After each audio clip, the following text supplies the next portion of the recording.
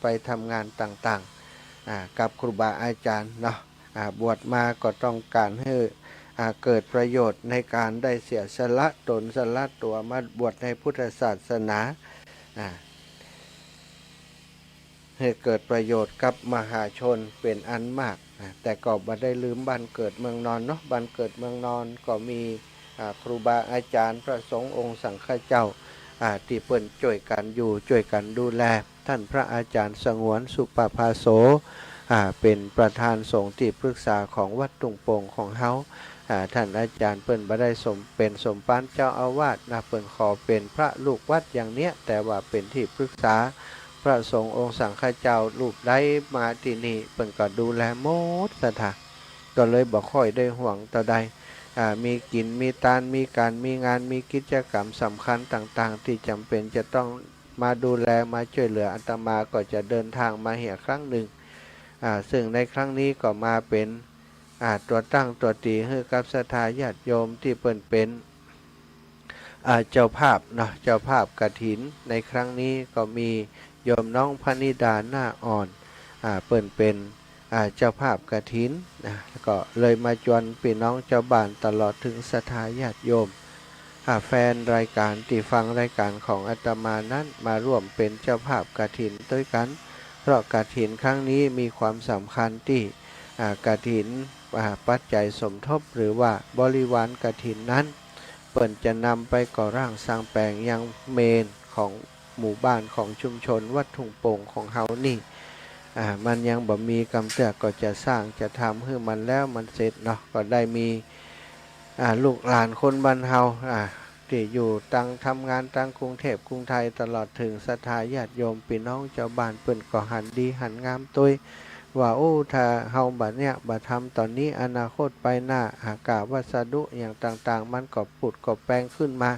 ก็จะสร้างยากขึ้นนะก็เลยหีบเนี่ยหีบทำกันเนี้ยเริ่มต้นแล้วศรัทธาญาติโยมการก่อเก้าการเริ่มต้นถือว่ามีความสำคัญ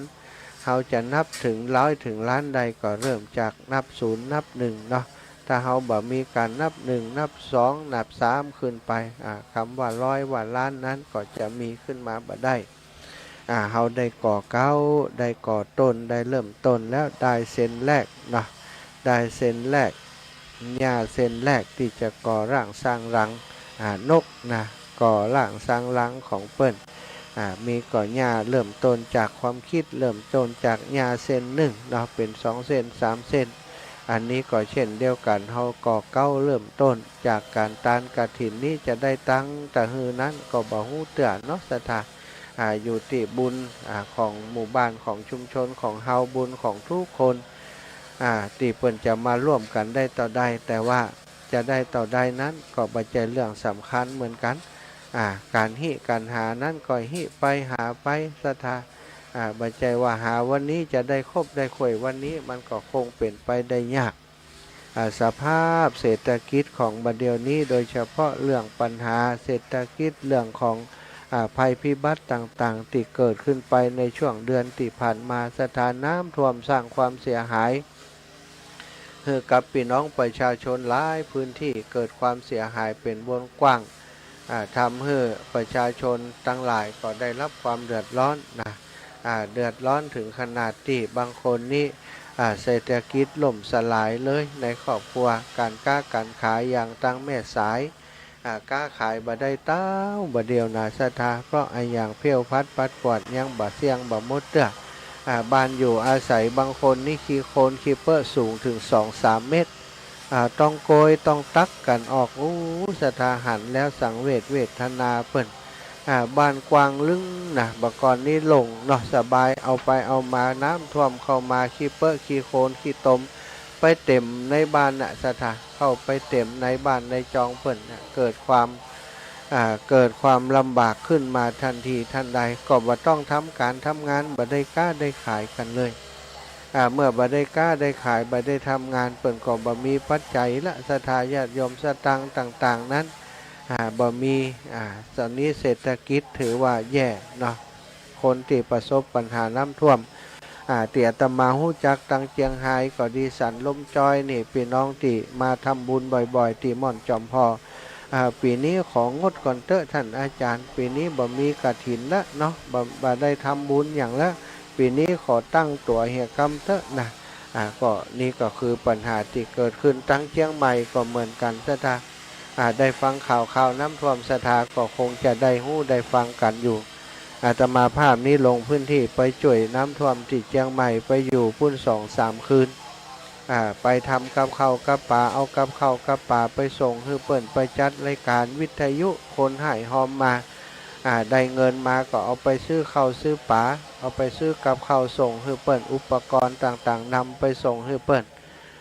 ลงพื้นที่ไปช่วยเปิ่นตึงเชียงใหม่แล้วก็ตึงหลับปูนจนสถานการณ์เปิ่นดีขึ้นนะก็ได้ไปไปจ่าบางคนนี้ความไม้ความมือที่ทำอาชีพอยู่สูญหายไปบัดสูญหายไปไหนและสถานแต่ว่ามันพังเสียหายเครื่องมีคนหนึ่งเปิ้นเป็นช่างงานเกี่ยวกับการกึ่งกันอย่างเนี้ยเปิ้นบอกว่าโอ้มีละอาจารย์เครื่องกึ่งเครื่องอย่างผมนี่นะราคาหลายแสนเนอะอาจารย์5-6 แสนบาทเดียวนี้จมอยู่ในน้ำหันโอ้ยังบ่ขนขึ้นนะคะมันบ่เคยท่วมอย่างอีคำเตือนนะอาจารย์ก็คิดว่ามันจะบัดท่วมนักท่วมหนาอย่างอีโอ้ต่างการเปิ้นก็ประกาศแล้วประกาศแหมยังบ่เชื่อเปิ้นก่อนนั้นเนี่ยอาจารย์ว่าผมบอกว่าจะว่ายังไดยังบอกว่าจะขนยังไดของมันก่อนนักเหียน่ะเนี่ยโอ้สถาบะเมียจมน้ำไปเลย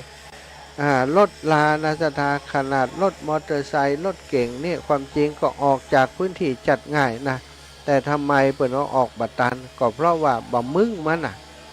บะมึงว่ามันจะขนาดนั้นเนาะพอน้ำมาแล้วไปไหนบัตันละไปตั้งหน้าก็ได้ไปตั้งหลังก็บ่ได้จำเป็นจอดอยู่กับที่น้ำท่วมจะทารถมอเตอร์ไซค์เสียหายกันเป็นหมื่นคันเนอะตั้งเชียงใหม่ก็ดีตั้งแม่สายก็ดีหรือว่าเกินนั้นก็บอกฮู้นะสถาเตียตมาเข้าไปตรวจสอบเข้าไปช่วยเหลือเพื่อนเนี่ยรถเก่งเนี่ยจมน้ำอยู่ก็มีบางกันที่มันน้ำมันซึมเข้าไปตรงไหนบ่ได้กับผู้มงลงลอยน้ำไปเนี่ยอันนี้คือสิ่งที่ได้หันเนาะตังเชียงใหม่นี้เสียหายนักเพราะว่าจมในน้ำอยู่หลายวันซะท่าจมในน้ำหลายมื้อหลายวันก็ต้องหาโอกาสหาเวลาไปจ่วยไปพอกันเนี่ยซะท่าคนที่เปิดฟังรายการตังเชียงใหม่ที่เป็นแฟนรายการของอาตมาก็เยอะอยู่นะเปิดฟังรายการโทรไปหาอีแม่เป็นยังไงพ่องน้ำท่วมก็อีเนาะที่สารปีนะแม่สู้แก้วคำอ้วนอย่างเนื่องสารปีโอ้บัดต้องห่วงอาจารย์น้ำบ้านอีแม่นี่ผมเคยท่วมผมเคยถึงนี่วะเอาพอน้ำเข้าสารปีไปเยี่ยมอีกครั้งหนึ่งน้ำเปียงคอเพศสันทายาโยมบะเมียของใจในบ้านเปิ่นอาจจะเป็นตู้เย็นก็จะเป็นอย่างก็นี่เสียหายโมดนะสถานั่นคือสิ่งที่เฮาบ่ได้ระวังเนาะมันบ่เคยเกิดนะอย่างที่เปิ่นบอกเนี่ยมันบ่เคยเกิดขึ้นกำเตื้อนะแต่พอมันเกิดขึ้นแล้วก็ตั้งตัวกันบัดตันตั้งตัวกันบัดติดนะบัดคิดว่ามันเป็นอย่างอันแต่พอเป็นแล้วก็สร้างความเสียหายกับศรัทธาญาติโยมนักหนาป้าเนาะเจริญปอนโยมเนาะเบอร์แม่พี่นวลอยู่ไหนน่ะปิ่มได้ส่งให้น้องแต่อะไรน้องออกอะไรยังน้องออกเดินทางอะไรยังออกไปขับกันเนี่ยที่ออกไปขับกันเนี่ยน้องอันเปิ่นอยู่ตีบ้านห้องกอกเนอะบ้านห้องกอกอย่างอี้น่ะน้อง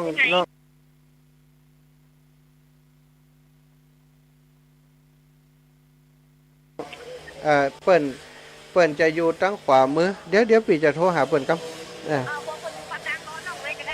เดี๋ยวอย่างอี้เดี๋ยวจีปีจะพอเบอร์โทรน้องถือสายล้อครับพอเบอร์โทรเพื่อน้องจะได้โทรหาเปิ่นด้วย057464บ้านห้องกอกแม่สีนวลห้องกอก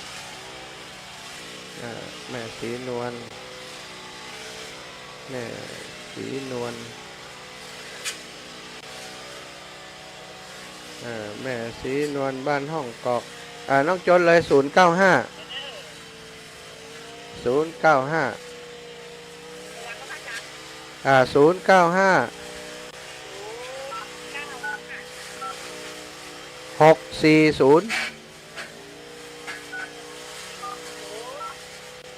4037 0956404037น้องโทรหาเปิ้นเลยเนอะเจ้าถ้านี่จะได้กระโทรบอกปีเจ้าสาธุเจ้าพี่น้องทางลำปางออกเดินทางแล้วเนาะศรัทธาญาติโยมก็จะจัดรายการอีกประมาณ30นาทีแล้วก็จะพักละไปเตรียมตัวไปเตรียมสถานที่ดูแลส่วนต่างๆโซนต่างๆเนาะที่เปิ้นกำลังเดินทางมากันนั้นนะศรัทธาช่วงนี้ขออนุญาตพักแป๊บหนึ่งนะเดี๋ยวจะไปดูตั้งหลุมครับเปิ้นตัดหญ้าอยู่